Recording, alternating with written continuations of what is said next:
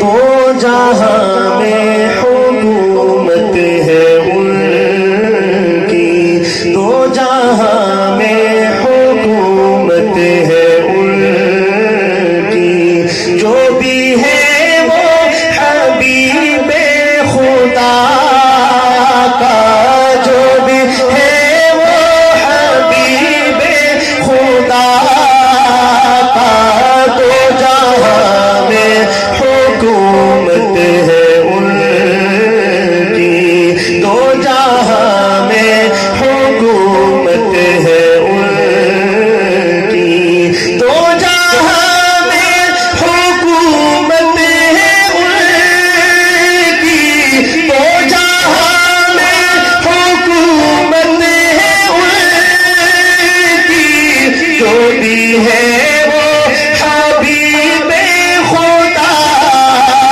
کا، جو بھی ہے وہ حبیب خدا کا، دو جہاں میں حکومت ہے ان کی، جو بھی ہے وہ حبیب خدا کا، چاہتے ہو رضا گر خدا کی، چاہتے ہو رضا گر خدا کی، ذکر کرتے رہو مصطفیٰ کا، ذکر کرتے رہو مصطفیٰ کا، دو جہاں میں حکومت ہے ان کی، وہ بلائے شجر چل کے آئے، وہ بلائے شجر چل کے آئے، چاند سورج بھی سر نہ اٹھائے،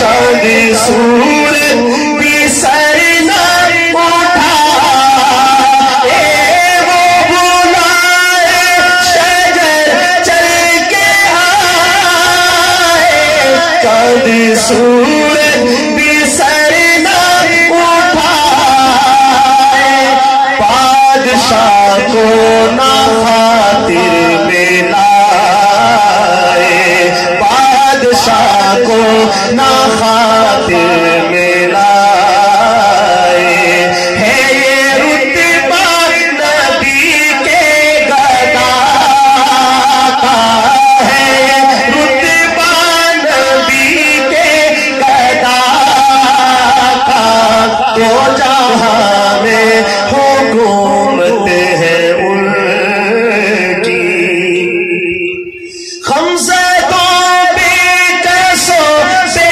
نوا، خمسدوں بے کسو بے نوا، آؤ سرکار کے در پہ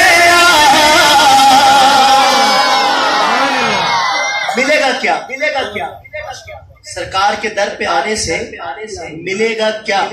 پہلی نظر دیکھنے سے گنبد خضرا پر جب پڑے گی صاحب ایمان کی، تو اللہ کے نبی نے کیا انعام دیا ہے، دوسرا مصرع آپ کو بتائے اور آپ کے چہروں کی رونق بتائے گی کہ آپ نے واقعتاً شعر سنا ہے۔ کیا کہتا ہے شاعر؟ غمزہ کو بے کیسو، اعلیٰ انعام ہے، تو میں چاہتا ہوں کہ آؤ سرکار کے در پہ آؤ، ایسی آپ محبت سے کہیں، اس کی برکت سے اللہ تعالیٰ ہم سب کو وہاں بار بار لے جائے۔ اتنے سارے نیک لوگ جمع ہیں، کسی ایک پر بھی اللہ تعالیٰ کو ترس آ گیا تو سب کا کام بن جائے گا۔ محبت کے ساتھ مل کے غمزہ کو بے کیسو بے نوا، غمزہ کو بے کیسو بے نوا، آؤ سرکار کے در پہ آؤ، آؤ سرکار، بس کہے آؤ سرکار کے در پہ آؤ، لو شفاعت کی خیر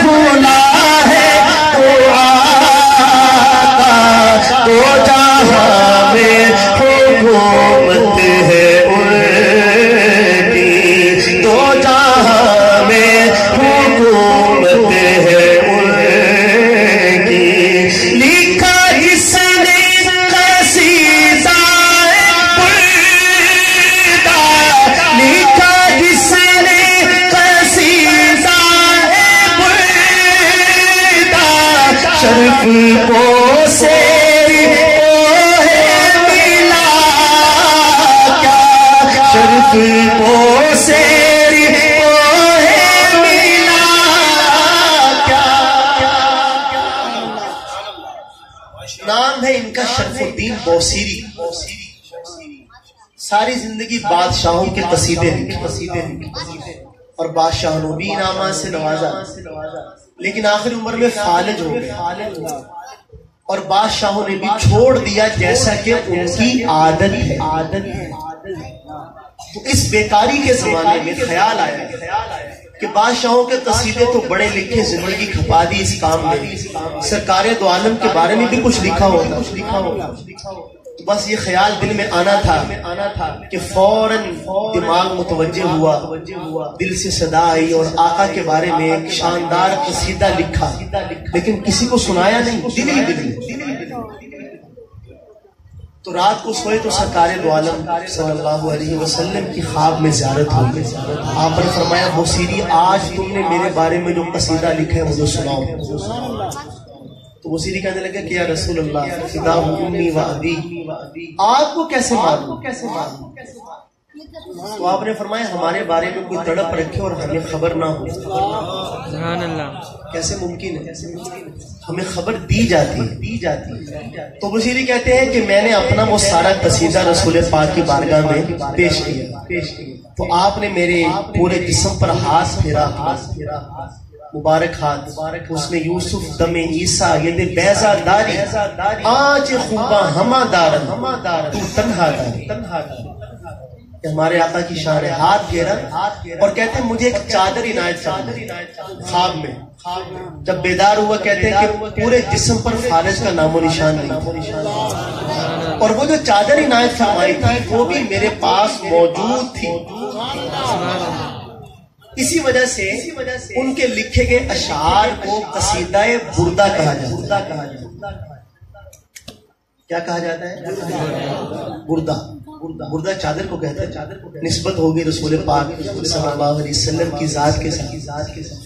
تو اب یہ شاعر یہ کہتا ہے کہ بوصیری نے لکھا تھا قصیدہ سرکار دو عالم کا دیدار اور بھی انعام ملا. تو ہم بھی یہی چاہتے ہیں اور شاعر نے یہ لکھا تو میں بھی یہی چاہتا ہوں اور ہمارے سارے نعت خوانوں کی طرف سے پیش کر رہا ہوں. کیا کہتا ہے شاعر؟